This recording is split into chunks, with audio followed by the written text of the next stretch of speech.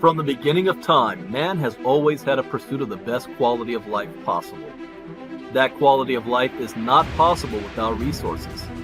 The form of resources we have accumulated has changed over time from cowrie shells, state-controlled money, precious metals, real estate, and stocks and bonds. Over the past 100 years, the world has been dominated by the US dollar and its reserves. But everything that has a beginning also has an end. A new financial revolution is upon us with the emergence of a digital economy. The way we earn, spend, and accumulate resources is fundamentally changing. A new asset has appeared that the wealthy have overlooked. Bitcoin has become the best performing asset of the past decade by far. With only 21 million ever in existence, there are more millionaires and billionaires in the world today than there are Bitcoin. Just by holding 0.25 Bitcoin today will put you in the top 1% asset holders in the world in the next 5 to 10 years. If you would have invested $100,000 in Bitcoin in 2013, today it will be worth more than $15 million. Bitcoin billionaire Raoul Pal says, Bitcoin's performance is so dominant and so all-encompassing that it is going to suck in every single asset narrative dry and spit it out. Never before in my career have I seen a trade so dominant that holding any other assets makes almost no sense. This is not an industry you can afford to ignore. If you want to remain in business, then you must adapt. Are you offering services in Bitcoin? Are you accepting payments with digital currencies? Have you adopted blockchain technology? Blockbuster Video at one point was the most dominant video service in the world.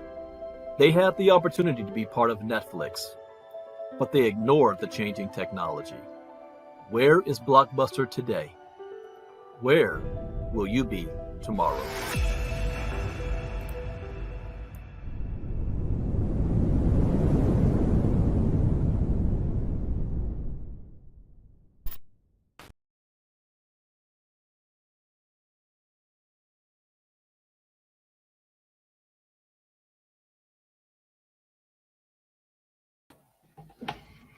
All right. Good evening, everybody. Welcome to a special Saturday Night Live. I don't know if I want to call this a crypto talk, but a special presentation on learning about the digital dollar project. Go ahead and type your name in the chat box where you're listening in from. My name is Brandon Ivy. I'm the CEO and founder of Ivy League Crypto Academy, or ILCA for short. And this is one of the most transformative events that's going to happen in modern history. What is being proposed and what is going to be implemented is not a matter of if, but it's a matter of when. As a disclaimer, I am not a licensed financial advisor to be giving financial advice. I read the news, give my opinion, share suggestion, and it is up to you to make your own informed, intelligent decision on which direction you want to move into. Let me ask you guys this question. How many of you actually like to learn something that you excited by learning new information? And I asked that question because I was thinking about it myself. I love learning new stuff. I am a sponge when it comes to new information and new, not just technology, but just information in general. Learning something I didn't previously know. I was watching the news earlier, and there was a segment. They were asking Americans how many, what was the last book you've read? And most people couldn't answer the question. Most adults couldn't answer that. They're like, the last book I read. And some of them started making stuff up. I think, I know what it was. I think it was a segment of Jimmy Kimmel or something. One of the late nights that were doing that. And most adults, they don't know. Well, the Bible. Okay. But most adults they stop reading once they get out of school. They get their information and news from either TV or social media. That's where they learn new stuff. And it makes sense. I don't like to call people dumb or stupid, but it makes sense. A lot of people, adults, are ignorant. Not that they lack the capacity to learn, they just refuse to do so because it doesn't fit their time. I love to learn new stuff, and the stuff I like to cover with crypto really is about learning new information that we then can use to better ourselves, better our financial situation, be prepared for what's coming. And this digital dollar project is one of the most important things that's going to impact our lives. As I state, blockchain technology is going to disrupt every single industry on the planet today. Whether we like it or not, believe it or not, or trust it or not, here is a perfect example of how this is going to happen. Everybody has, or let me rephrase that, everybody likes money. Does it matter what form that money is in? Do we like money for what money is, or for what money can, or for what it can do? Most people don't know the difference. All right. Joyce, you just finished Believing Bigger. Most adults don't know the difference between what money is and what money can do because they don't actually know what money is. They think this is money. They think that's money. And it's not. It's a piece of paper. It represents something. It represents resources. Money is energy. And since the beginning of time, there has been this thing called energy that we use for resources to do stuff. Life is free. Living it is not. It doesn't cost me anything to breathe. It doesn't cost me anything to wake up in the morning and go to sleep. That's God-given. The ability to be alive is free. However, do you want to feed yourself? Do you want a roof over your head? Do you want clothes? Do you want education for your children? Do you want health care? All that kind of stuff. It costs money, which means you have to do something to get it. Okay? And based on your skill set will determine how much of it you have, which will determine what more can you do with your life. People say you don't have to be rich to be happy or to have a fulfilling life. Well, that's true. You don't. However, if you want to be the biggest blessing to others, then you've got to be a big blessing to yourself. You've got to have resources. I would suggest one book to read is The Science of Getting Rich by Wallace D. Wattles. That book gave me my aha moment that changed my life ever since then. Understanding things is not in doing certain things. It's in doing things in a certain way. Because if you have more money, you can help more people. You can give more money away. You can be more benevolent. You can start more businesses and you can hire more people. You can do things. Lack of money means you can't do nothing. And most people are one paycheck away from being on the street. And now, because of this, which I'm not going to go into the opposite side of this, I just want to show you what this is. I have not read this yet. I read the Federal Reserve's proposed white paper last year, which was eye-popping open. It was the most important single financial piece of document written since we left the gold standard in 1971. And most people have no idea it even exists. Well, here's another part of this, except this is from a private agency called the Digital Dollar Project. So this is 36 pages, so I'm not going to be able to read every single page tonight. But depending on how this goes, I'm going to skim it. I might either make it a two-part series or I'll just skim to get some of the main points here. And depending if I go off on tangents, those of you who listen to me know I'd like to do that. So let's go over this. The Digital Dollar Project. And the title is Revisiting. This is white paper 2.0, January 2023. revisiting the digital dollar project's exploration of a U.S. central bank digital currency. Just so you guys know, this is already a done deal, but they're using language as if, and we're just proposing it. We're just asking questions. We're just getting ready for this. Doesn't mean that, it's actually there yet. We're just, proposing something. Nah, it's happening. Some key topics here. You got a refresh. What is the digital dollar project? Introduction to CBDC, the status of global CBDC development, revisiting the DDP's tenets for a digital dollar, tokenization, third format of currency. Oh, most people have no idea what that means. Money is in many different forms. We, meaning the majority of the people, only know one form: cash.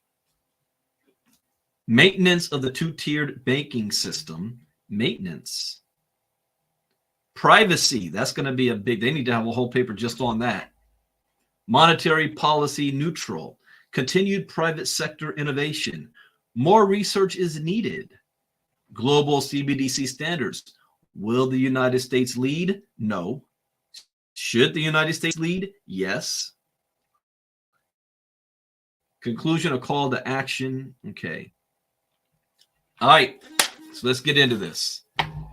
The Digital Dollar Project is a nonprofit organization devoted to catalyzing private sector research and exploration of the potential advantages and challenges of a U.S. central bank digital currency, or digital dollar.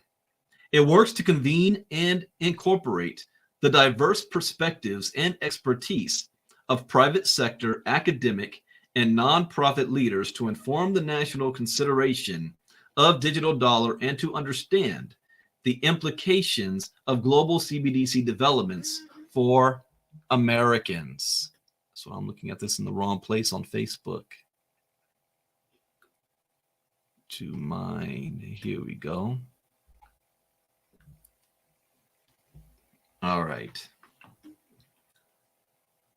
When the Digital Dollar Project published its initial white paper exploring a U.S. CBDC in May 2020, the world was engulfed by a global pandemic and corresponding economic recession. As the U.S. government struggled to efficiently distribute emergency relief funds to citizens, it confirmed that the United States financial infrastructure had become just as outdated as its physical infrastructure, and that far too many Americans are excluded from the existing financial system. Now, wait a minute. What do you mean? What? Everybody has access to cash, right?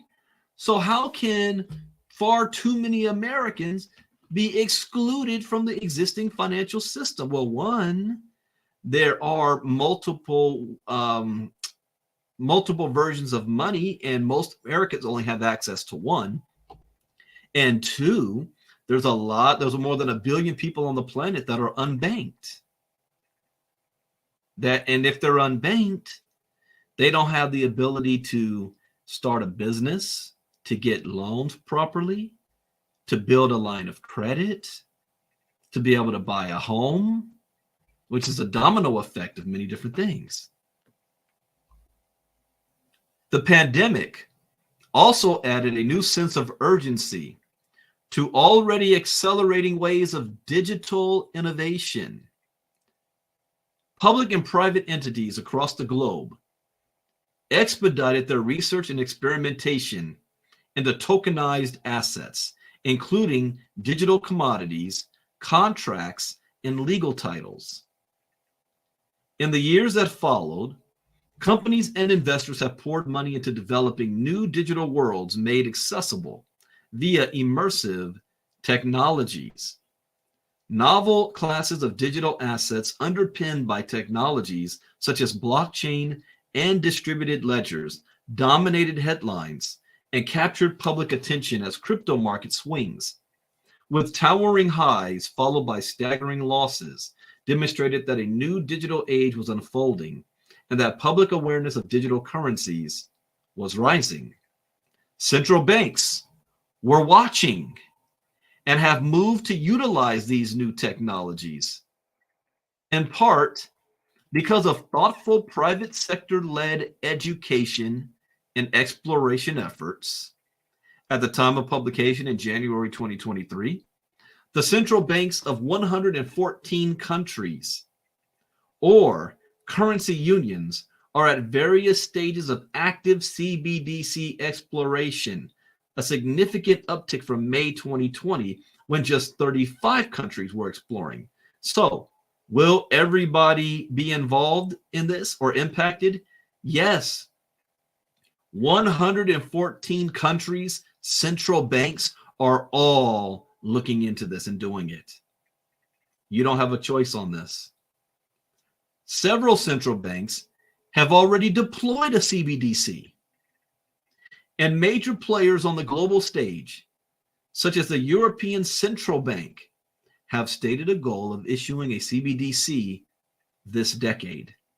Notably, China has issued its pilot CBDC to 260 million digital wallets. Now, that is a small number for them. That's just a test.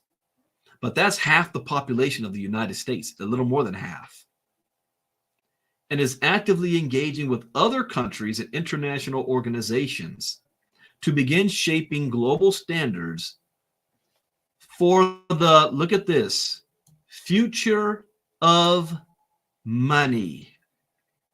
So if all the banks, if all the major global players on the global stage, if 114 central banks of countries, they are all getting ready for the future of money, the question is, are you? Now, if you're listening to me, yes, you are. You're, you know. But I'm saying, are you, meaning the public? Are you? Or is your brain only stuck on the 9-to-5 grind, living paycheck to paycheck? I'm just trying to pay my bills and all that. Have a little bit of money left over so I can retire. Is that all where you can go to? The future of money. Again, I have not read this article, so I'm thinking, when I go on tangents, I'm thinking out loud with you guys. In this context of unparalleled technological change, whoa, that one half of a sentence. Why I say that this is the most exciting time to be alive right now.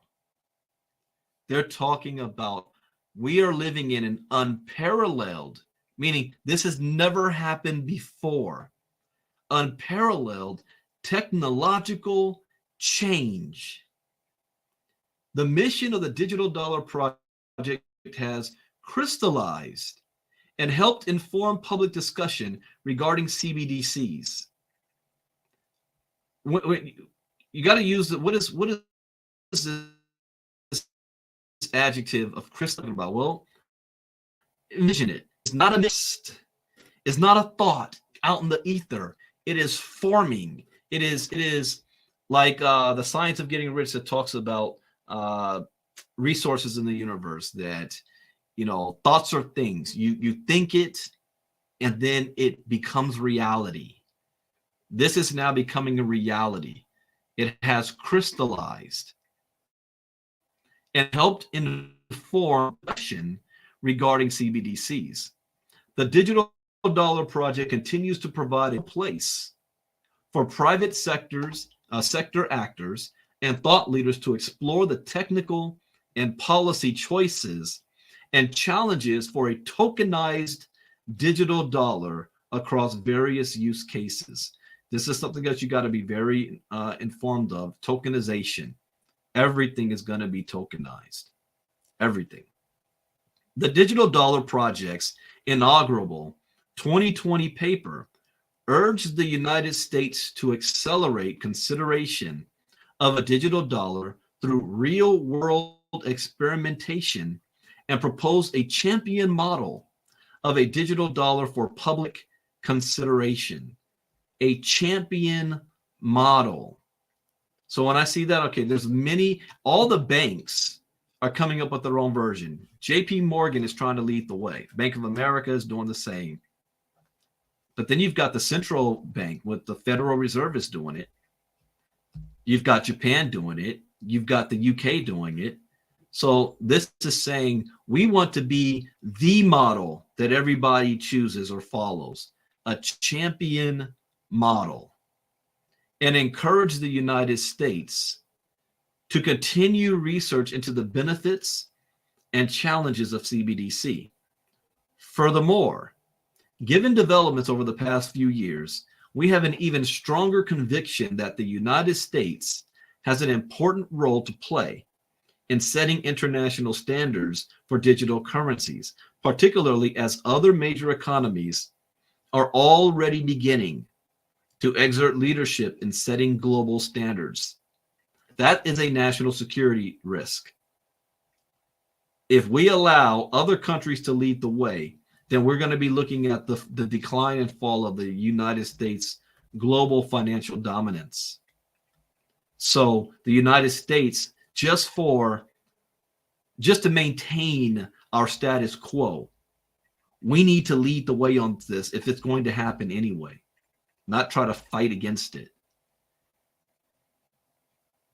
To be clear, U.S. engagement in standards setting is critical and independent of decision of whether or not to deploy a U.S. CBDC. Wait. Okay, let me make sure I understand that.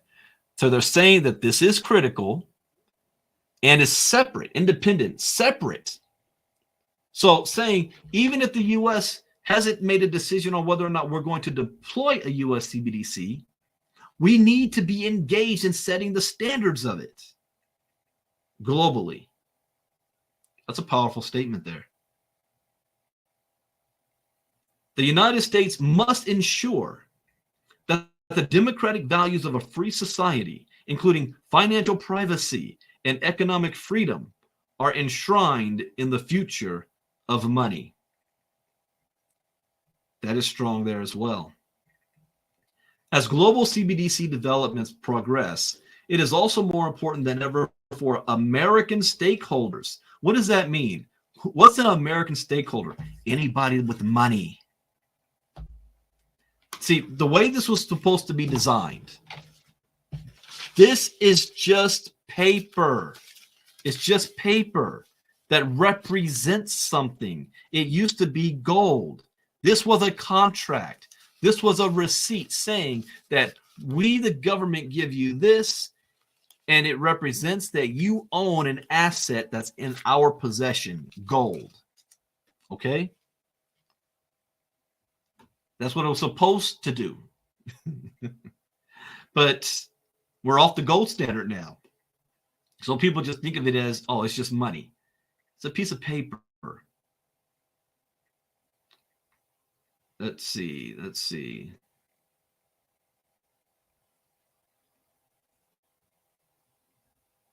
As global CBDC developments progress, it is more important than ever for American stakeholders, including U.S. commercial entities that operate in jurisdictions that have deployed or will deploy CBDCs, as well as academic, nonprofit, and public policy institutions to understand and inform these developments. So I think it's important that we know what this is as well, that we understand what's going on. To that end, we offer 3 high-level recommendations to the U.S. government and U.S. private sector. Number 1, the U.S. government should increase investment and activity in researching and exploring the benefits and challenges of a tokenized digital dollar, including leveraging transparent and innovative public-private partnerships to reimagine the potential rails of such a system and evaluate solutions to preserve all forms of privacy while balancing security needs. Number 2, the U.S. government should provide leadership in international digital currency standard setting, regardless of whether it decides to deploy a digital dollar. That's powerful. Number three, this is also going to be the most difficult. If the United States does not decide to deploy the digital dollar, how are we going to impose anything on the international community? The U.S. private sector, including U.S. commercial entities operating in foreign jurisdictions and policy-based academic and nonprofit institutions, must understand and consider the strategic and operational impacts of rapidly progressing CBDC deployments abroad. The following 2023 update provides a snapshot of global CBDC landscape, revisits the digital dollar project's champion model of a potential digital dollar, and looks ahead to the next stage in the evolution of CBDC development. The next stage. Refresh. So what is the Digital Dollar Project? The Digital Dollar Project, or DDP, is a nonprofit, non-governmental organization devoted to catalyzing research, exploration, and real-world experimentation of a potential digital dollar. The DDP, and every time I hear that, I'm thinking of Diamond Dallas Page. Anyway, the DDP believes that the dynamism, there we go, and innovation of the private sector has a crucial role to play in the consideration of a digital dollar. Transparent private sector research and experimentation conducted in a neutral space is beneficial to policymakers, academics, technologists, economists, and the broader national interest. The decision of whether to digitize the dollar is no different than past US-led technological innovations, including the space race and the creation of the internet, in which both the public and private sectors contributed significantly. Stop right there. Did you guys catch that? The decision of whether to digitize the dollar is no different than past US-led technological innovation. So they're putting the digital dollar on the same level as technological achievement as the space race, putting man on the moon, or the creation of the internet. Did any of those two things change the world? Yes, both of them did. The space race, the internet, digital dollar, to ensure that its work is guided by a diversity of experiences, perspectives, and expertise. The DDP assembled an advisory group that includes economists, business leaders, technologists, innovators, lawyers, academics, consumer advocacy and human rights experts, and ethicists. The advisory group aims to help explore design options and approaches for evaluating a digital dollar and contributes to stakeholder meetings, roundtable discussions, open forums, and white papers. The DDP's initial May 2020 white paper proposed a champion model of a potential digital dollar for public consideration to test and evaluate through a series of pilots and other research initiatives. The DDP believes that conducting US CBDC pilots under real-world conditions with industry participants best generates the empirical data necessary to adequately inform the potential design and deployment of the US CBDC. I'm sorry to tell you, this has already happened. They used COVID to make this happen. In the state of California, I showed this the other day. They sent everybody a Visa card with the California seal on it. Visa card, California, debit card. So that anybody it's like a test run they did. I don't even qualify for it because you have to be in a certain income bracket. But since my money is considered capital gains and not earned income, they sent me the doggone card. So the card is for those that needed the stimulus checks, and they can even use it for unemployment if they want to.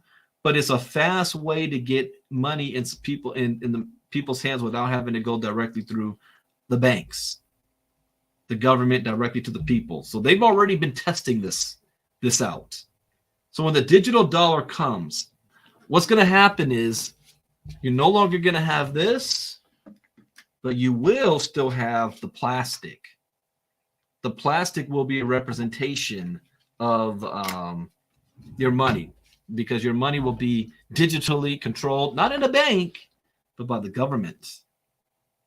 Or they may use the banks to do that.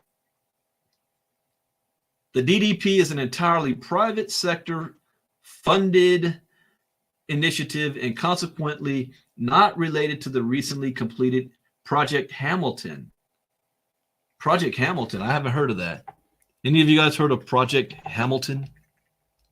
By the Federal Reserve Bank of Boston and MIT's Digital Currency Initiative, or ongoing CBDC related exploration of the Federal Reserve Board or Federal Reserve. Federal Reserve. I have to look up Project Me. Make a note of that. To look up Project Hamilton. That's named after Alexander Hamilton. Do you know who he was? Founding father. But what was his highest office that he held? He was the United States' very first Secretary of Treasury. Officially. It's interesting. Bank of New York. Wait, let me go back. Project Hamilton, or ongoing CBDC-related exploration of the Federal Reserve Board or Federal Reserve Bank of New York. DDP's research is intended to complement government projects rather than compete with them. As the U.S. government continues to evaluate U.S. CBDC technical and design choices, DDP believes that the private sector should have a voice in the design of a digital dollar. Oh, that's interesting. That meets the needs and requirements of the industries and people that would use it. I agree. The DDP has made significant progress so far, including creating an initial pilot program to explore potential use cases for a digital dollar under real-world conditions. In November 2022, the DDP completed its first private sector-initiated simulated U.S. CBDC pilot in partnership with the Depository Trust and Clearing Corporation, and with technical support from Accenture. The pilot explored how a digital dollar might operate in the U.S., clearing the settlement infrastructure by leveraged distributed ledger technology, aka blockchain. See, whenever you see the government use that word, they don't want to use blockchain because blockchain sounds like Bitcoin. Instead, they use distributed ledger technology. The report on the pilot can be accessed here. Establishing the Open Digital Currency Initiative alongside partners from the Linux Foundation, Hyperledger, and Finos. The ODCI is an open community dedicated to experimentation, information sharing, and public discussion on CBDCs to ensure that central banks develop and deploy digital currencies with the best available technology. Launching a technical sandbox program, a technology-neutral environment for the private sector to explore potential technical design choices for a U.S. CBDC. The program serves as a collaborative space for DDP participants to examine real-world technologies and explore potential implications for business strategies and operations. Convening high-level subject matter expert working groups to address important and impactful issues that must be addressed as the U.S. considers a digital dollar, including privacy and risk. The DDP and its privacy working group published privacy principles for a digital dollar in October of 2021. Providing public policy thought leadership in support of neutral private sector experimentation grounded in empirical data. The DDP has been invited to testify before the U.S. Congress on the topic of CBDC multiple times, most recently by the Senate Banking Committee Subcommittee on Economic Policy in June 2021. DDP has also responded to requests for comment from the Federal Reserve Board, the Department of Commerce, and the Department of Treasury. Hosting public discussions and events with other thought leaders, including those pursuing challenger models of a potential U.S. CBDC, and exploring alternative approaches to modernizing the U.S. financial system. That part, modernizing the U.S. financial system, which means what we currently have is outdated. Thank you, Joyce, doing that work for me. I don't have to look it up. Reintroduction to CBDC. A CBDC is a digital form of a country's national currency that is issued and backed by the country's central bank. CBDCs are used in a manner similar to physical cash, but exist in a digital format. In the context of the United States, a digital dollar will be issued by the Fed with the U.S. government's full faith and credit.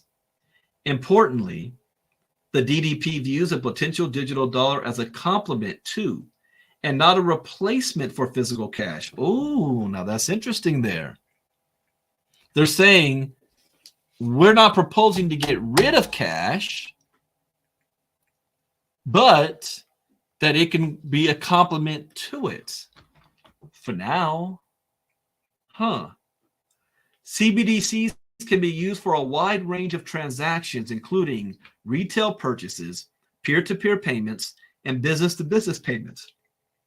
They may also be used to facilitate the efficient clearing and settlement of financial transactions and to support the operations of payment systems. So if we already do that now, here's the thing you got to understand.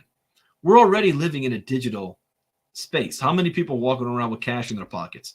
We pay everything with our debit cards or credit cards, but we're using a third party to do so.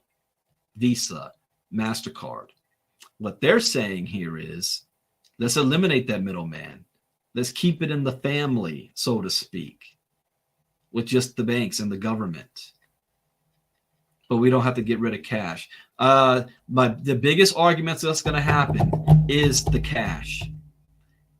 If we keep the cash in place, we keep privacy to an extent because we can still pay for things with cash.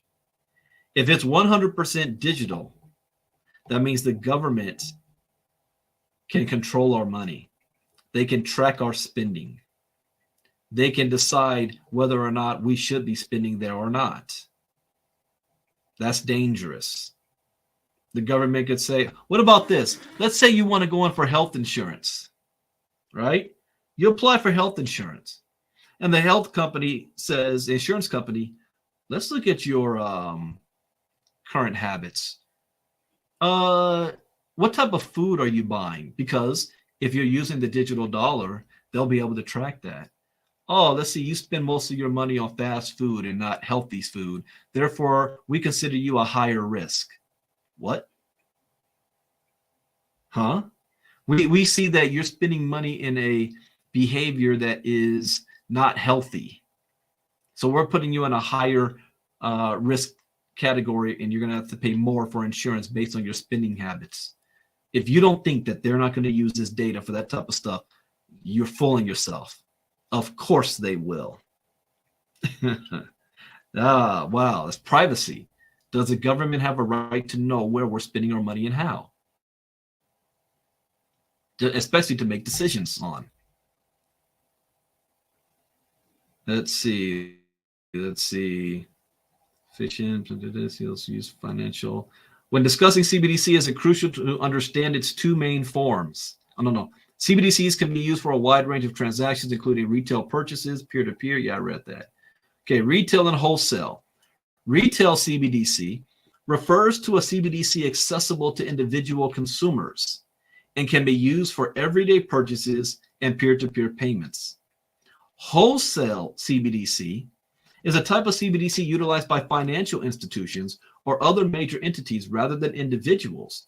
So when I read the Federal Reserve white paper, and they said that there's three forms of money, most people only know about the retail.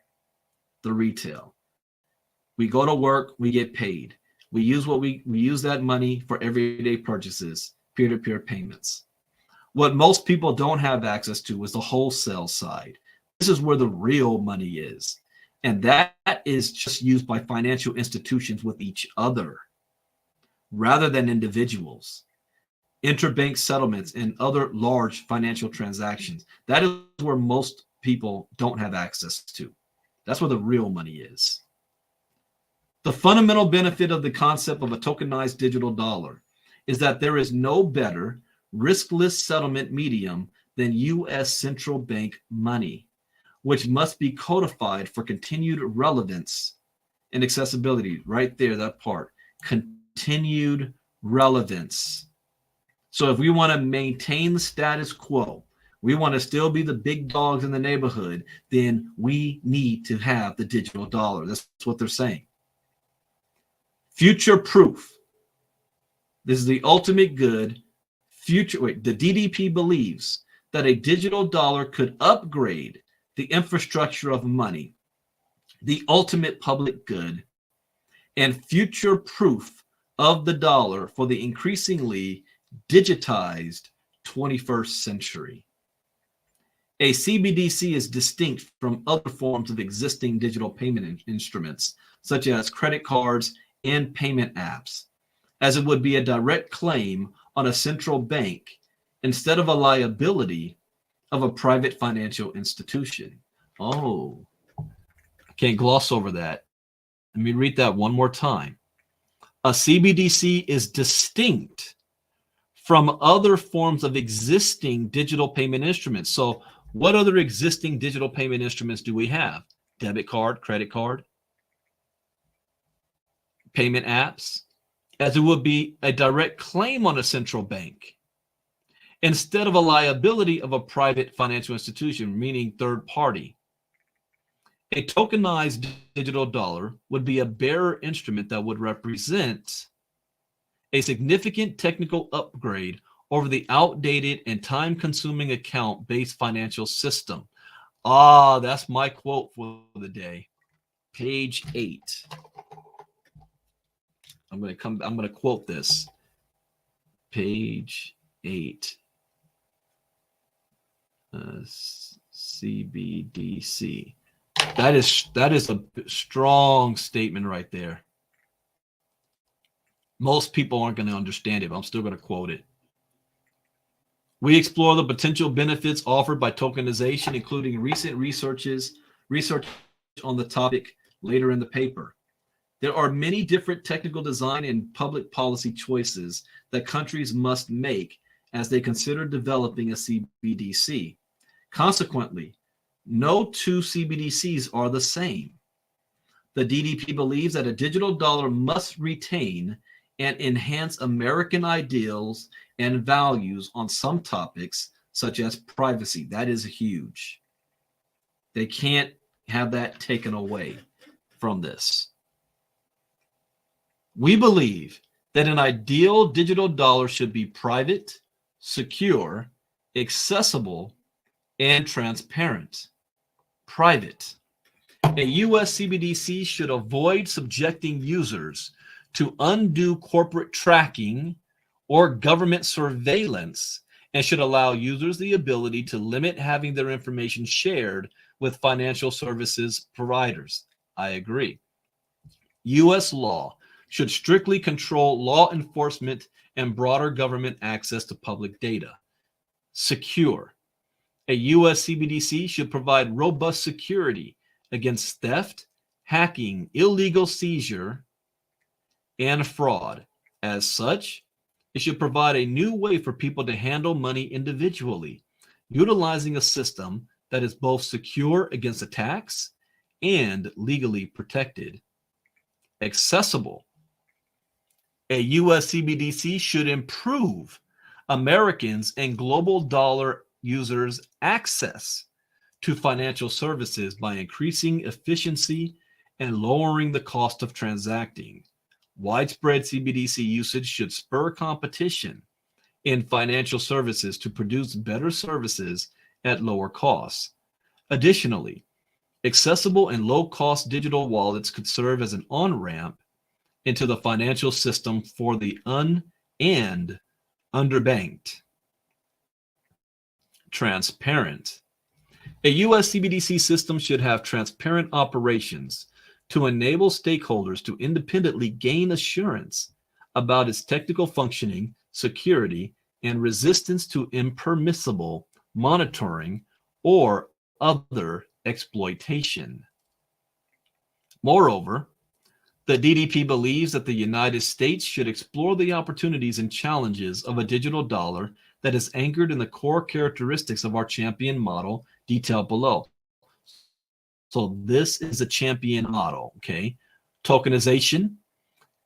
A US CBDC will be a tokenized form of the US dollar. Third format of currency. Third format. A US CBDC will operate alongside existing fiat currency and commercial bank money. It will mirror many properties of physical money, including its ability to work alongside existing account-based systems. Maintenance of the two-tiered banking system. A US CBDC will be distributed through the existing two-tiered architecture of commercial banks and regulated financial technology and payments intermediaries. Privacy. The US CBDC will support a balance between individual privacy rights and necessary compliance and regulatory processes, decided upon by policymakers and ultimately reflecting the jurisprudence around the Fourth Amendment. Remember that. The fourth, any CBDC cannot infringe on the Fourth Amendment. That's in the Constitution. It's our constitutional right. Monetary policy neutral. A US CBDC will not impact the Federal Reserve's ability to affect monetary policy and control inflation. I read that too fast. I didn't comprehend it. A US CBDC will not impact the Federal Reserve's ability. So in other words, we're saying the Federal Reserve still has the ability to raise interest rates, lower interest rates, print more money.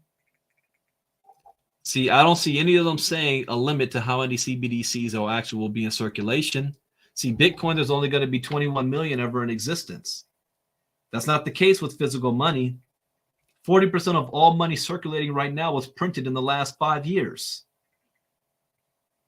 So that's interesting that they put that in there. Technology decisions and design choices driven by functional needs. The policy and economic requirements of a US CBDC will inform both the underlying technology and ultimate design choices. Future-proofing the architecture through flexibility. The chosen technological architecture will offer the flexibility to adopt configurability based on policy and economic considerations. Continued private sector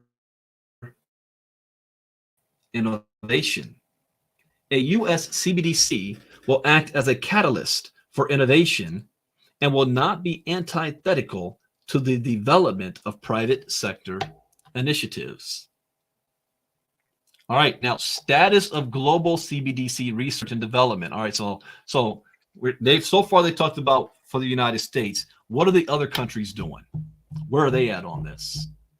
According to the Atlantic Council Geoeconomics Center, these stages of CBDC exploration, and 11 countries have issued a CBDC as of January 2023. 11 countries have already done this. Do you guys understand that?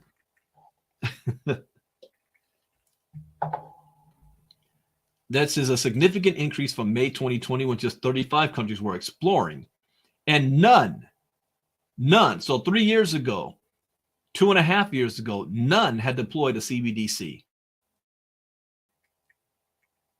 Global CBDC deployments are likely to increase exponentially in the next 12 to 24 months. I've been saying this. that the world is going to rapidly change in the next 3 to 5 years. Rapidly. So here's another example. Global deployment is going to increase exponentially in the next 12 to 24 months. The Atlantic Council Geoeconomic Center also found that a new high of 60 countries are in advanced phases of exploration, developing, piloting, or launching CBDCs. The Official Monetary and Financial Institutions Forum found that 2/3 of central banks surveyed in November 2022 said they would issue a CBDC within 10 years. Let me back that up again. They found that 2/3 of central banks around the world said that they would issue a CBDC within 10 years. And 24 central banks responded that they would issue a CBDC within just 1 to 2 years. As of January 2023, the central banks of 11 countries or currency unions, the Bahamas, Nigeria, Jamaica, and the Eastern Caribbean Central Bank have already deployed a CBDC. What page is this? Page 10. Because I want to quote that as well. Also, that is powerful. It is more important than ever for the U.S. private sector to understand global CBDC trends. As the above chart from the Atlantic Council Geoeconomic Center and data from the OMFIF illustrate, CBDCs are already in deployment in several jurisdictions and will become increasingly commonplace in the next few years. To that end, we offer 3 observations on trends and contrasts in current CBDC developments. Observation 1. Central banks are laser focused on improving domestic payments efficiency with a growing emphasis on cross-border payments that could lead to a new global financial order.